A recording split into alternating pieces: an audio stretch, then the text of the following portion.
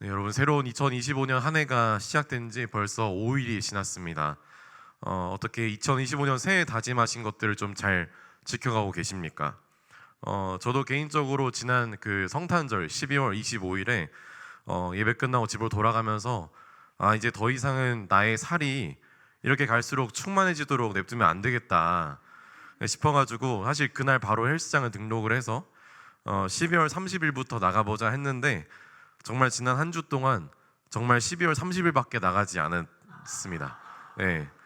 물론 바빴던 것은 맞지만 제 의지가 박약해서 그랬던 것 같습니다. 새로운 한 해가 되면 이 지구상의 모든 인간들에게 그 누구도 예외 없이 주어지는 것은 바로 나이일 것입니다. 나이. 인간이 어떤 노력을 딱히 하지 않아도 그냥 주어지는 그 한 살 더의 개념이 있죠. 사람은 그 한 살 한 살을 더 먹으면서 걱정하는 것은 점점 늘어나는 내 피부의 주름과 점점 시큰해지고 아파오는 곳곳의 관절들과 뼈일 겁니다.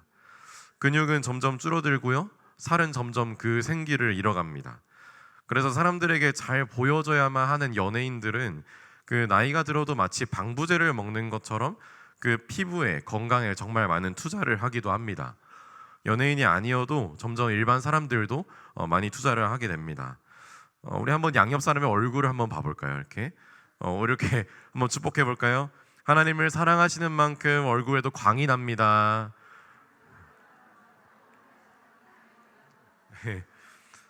네, 우리 신광교회 모든 성도님들은 하나님께서 보시기에 한 분 한 분 다 아름다운 분들로 보이시게 될 줄을 믿습니다.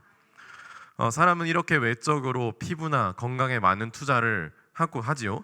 근데 그리고 사실 사람의 내면도 잘 챙겨야 말하는 이 시대입니다. 마음의 평안을 위해서, 마음의 안정을 위해서, 그리고 스트레스로부터도 자유해져야 한다고 말하면서 마음을 잘 관리해서 마음과 몸이 다 강해져야 한다고 말합니다. 그런데 여기서 중요한 포인트는 바로 마음과 몸이 약해지면 안 된다는 것이 포인트인 것 같습니다. 약해지지 말고 오히려 더 강해져서 외부의 어떤 요인으로 인해서 영향받지 않는 몸과 마음이 되어야 한다고 주장하는 이 시대라는 것입니다. 그런데 만약 이 포인트를 정말 받아들이시고 계신다면 사실 성경에서 말하는, 그리고 오늘 본문에서 말하는 내용과 조금 대치되는 부분들이 존재한다는 것을 여러분 눈치를 채실 수 있으실 겁니다. 사실 우리가 믿고 사랑하고 우리의 모든 삶을 바치겠다고 말하는 그 예수님은 이 땅에 오신 모습을 봤을 때 강력한 군주의 모습으로 오시지 않고 오히려 너무 연약한 모습으로 오셨고 가장 수치스러운 모습으로 죽으셨다는 것을 아신다면 우리는 이 세상이 말하는 그 강해져야 한다라고 하는 가치관의 시대 속에서 이렇게 살아가는 것이 과연 진짜 그리스도인 태도인지를 고민하게 될 수밖에 없을 겁니다. 정말 이 시대 속에서 우리가 집중하고 주목해야 하는 것은 어떤 것이고 어떤 태도를 가져야 하는지를 오늘 설교의 제목인 우리가 주목하는 것은 이라는 제목으로 좀 함께 알아가게 되길 소망합니다. 일단 오늘 고린도후서의 배경은 이제 이미 고린도후서 전에 고린도 교회에 최소 2번 이상의 편지를 보냈다는 것으로 시작을 해야 될 것 같습니다. 고린도전서 이후에 고린도 교회를 향해서 굉장히 날선 내용의 회개해야 한다라는 내용의 편지를 보냈고, 그리고 너무 감사하게도 고린도 교회 성도들에게 회개했다는 기쁜 소식을 들은 이후의 상황입니다. 그러나 그렇다고 해서 고린도 교회가 아무 문제가 없는 교회라는 것은 아니었습니다. 고린도서 11장 5절에는 이런 말씀이 있습니다. 나는 지극히 크다는 사도들보다 부족한 것이 조금도 없는 줄로 생각하노라 라고 나와 있습니다.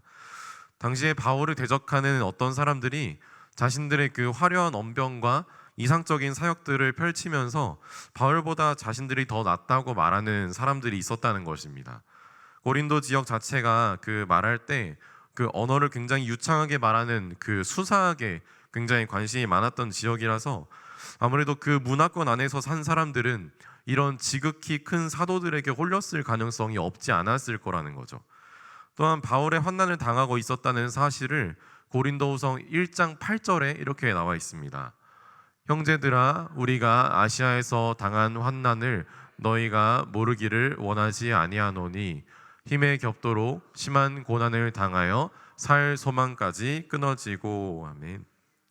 그러니까 현재 터키 지역 쪽에서 이제 복음 전파 활동을 하던 바울이 정말 극심한 박해와 방해를 받았던 것을 공유하면서 이 편지를 읽는 고린도 교인들에게 이 고난이 하나님만 의지하게 하려고 하신 것이다. 이 고난 속에서 내 능력으로 벗어나지 않았고 하나님께서 우리를 살리셨다라는 것을 강조하고 있습니다. 이런 배경 속에서 오늘 우리가 읽은 고린도후서 4장 16절부터 18절에서 본문이 우리에게 말씀하시는 것은 어떤 말씀일까요? 첫 번째, 진정한 그리스도인은 겉사람은 낡아지나 속사람은 새로워진다는 것을 알 수 있습니다. 이것이 무슨 말일까요? 먼저 겉사람이 낡아진다고 합니다. 사람의 겉모양이 점점 쇠약해진다는 것이죠. 이게 단순히 그냥 한 해가 지났으니까 바울이 나이가 들수록 쇠약해진다는 것을 말하는 것일까요? 그렇지 않습니다. 고린도서 4장 8절부터 9절을 보면 그 맥락을 알 수가 있습니다. 우리가 사방으로 우겨쌈을 당하여도 쌓이지 아니하며 답답한 일을 당하여도 낙심하지 아니하며 박해를 받아도 버림바 되지 아니하며 거꾸러뜨림을 당하여도 망하지 아니하고. 아멘. 왜 사방에서 우리를 괴롭게 하고 답답한 일을 당하고 박해를 당하고 절망 속에 거꾸러뜨림을 받을까요? 바로 복음을 전하기 때문입니다. 바로 복음대로 살려고 하기 때문입니다. 어두운 세상 속에서 빛 대신 예수 그리스도의 복음을 따라 살려고 하기 때문에 각종 고난을 당합니다. 피해를 받습니다. 또 억울한 일을 당합니다. 이렇게까지 살아야 하나 싶은 순간이 올 때가 있습니다. 우리 고린도서 4장 10절도 한번 읽어보겠습니다. 우리가 항상 예수의 죽음을 몸에 짊어짐은 예수의 생명이 또한 우리 몸에 나타나게 하려 함이라. 아멘. 왜 겉사람이 쇠약해질까요? 결국 우리가 믿는 예수는 이 땅에서 가장 수치스럽게 죽으셨습니다. 그 모든 죄값을 다 모아서 한꺼번에 진노의 잔을 마시셨습니다. 죄 없는 자가 죄 많은 자들의 값을 기꺼이 담당하신 것입니다. 그 예수가 가신 그 길을 따라 걷기에 우리의 겉사람이 날로 갈수록 쇠약해질 수밖에 없습니다. 그런데 이런 복음의 길을 걷는 자들에게 속사람은 날로 새로워진다라고 말하고 있습니다. 왜일까요? 제가 적당한 예시를 좀 찾아봤는데 매미를 가져왔습니다. 매미는 곤충이기 때문에 점점 그 탈피를 해야 합니다.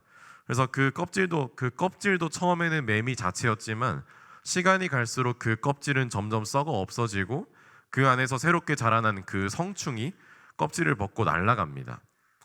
더 적당한 예시로 이 겉사람이 낡아지지만 속사람은 날로 새로워진다를 표현할 수 있는 것은 아무래도 이제 아이를 키우는 육아인 것 같습니다. 저는 아직 아이가 없습니다만 사실 요즘 갈수록 이제 아이에 대한 생각이 많아지고 있는 찰나입니다. 그런데 제가 아는 어떤 목사님께서 말씀하시기를 자기는 한 번도 이성을 놓아본 적이 없는데 아이를 키우면서 처음으로 이성을 놓아봤다라고 말씀을 하시더라고요. 누군지 아실 분도 있겠지만 우리 신광교회에 계시면서 담임 목사님은 아니신 분이십니다. 네, 그러니까 몸이 너무 피곤한 것이죠. 육아를 하면서 아기가 또 할 수 있는 말이 뭐가 있겠습니까? 그렇죠? 뭔지 모르겠지만 일단 뭔가가 부족하거나 짜증나거나 하면 울어 제끼는 것밖에 하지 않습니까? 그러면 열심히 부모님들은 그 알아들을 수 없는 언어를 해석해야 합니다. 그 과정이 너무 힘들고 지치는 것이죠.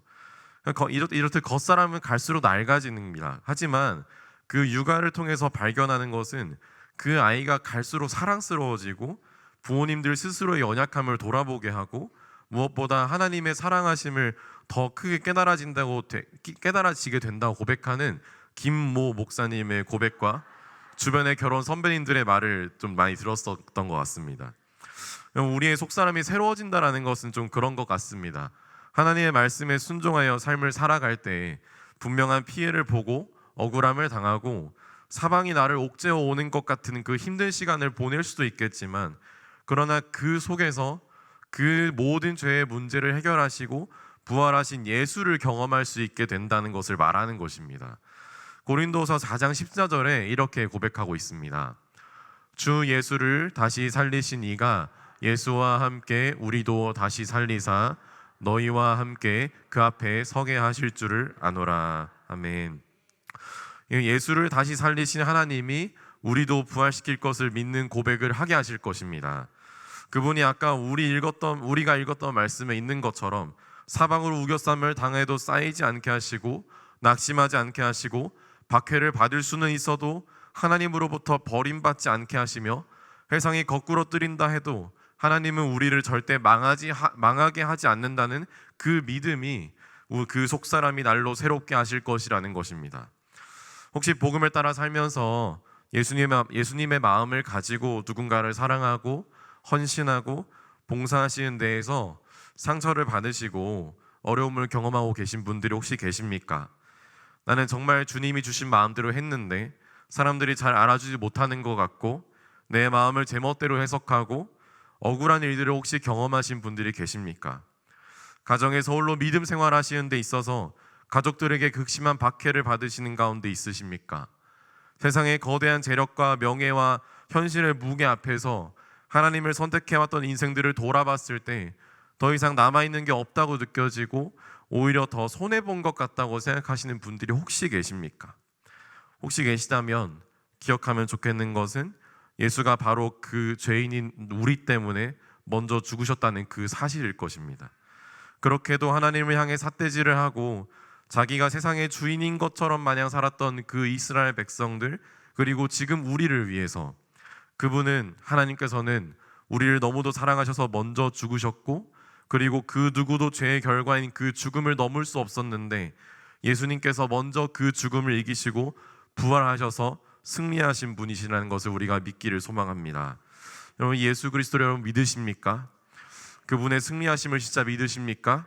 여러분, 정말 믿으신다면 우리가 복음에 순종하고 복음에 합당하게 살아가는 겉사람은 낡아지나 속사람은 매일 새로워지는 삶을 살기를 다짐하는 모든 성도인들 다 되시기를 진심으로 축복합니다.